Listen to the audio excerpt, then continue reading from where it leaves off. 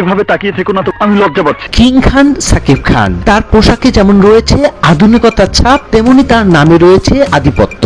আর যদি খান সাহেবের প্যান্টের নিচে ছেঁড়া থাকে তাহলে কেমন লাগে বলেন তো?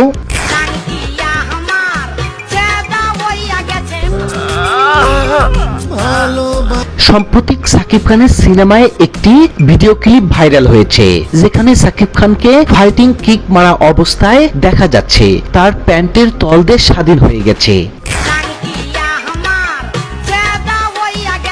লুঙ্গি আমি অনেক শখ করে পরি, যদিও খুব একটা ভালো পড়তে পারি না, মাঝে মাঝেই খুলে যায়। এটা কোনো কথা? সুপারস্টারের মান সম্মান নিয়ে বেজে গেছে টানাটানি। কি বলছেন সাকিব খান? বছর ক্যারিয়ারে এটাও আমার একটা শিক্ষণীয় পার্ট ছিল, আমিও শিখলাম। তিনি বলেন, এটি আমার দোষ না, আমি খেয়াল করিনি যে আমার প্যান্টের তলদেশ ছিঁড়ে গেছে। আর সিনেমার টিম কস্টিউমের ব্যাপারে ততটা সচেতন ছিলেন না। এই দৃশ্য থেকে সেটা আবারও প্রমাণিত।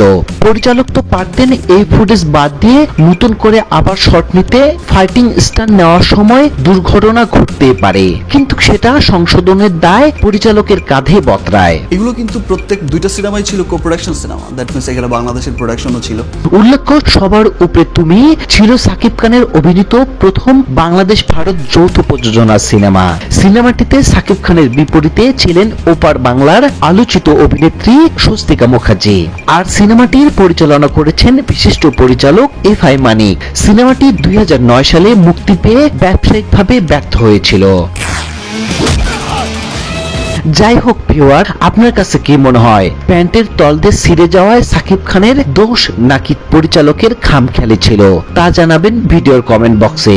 আর চ্যানেলটি ভালো লাগলে অবশ্যই সাবস্ক্রাইব করবেন।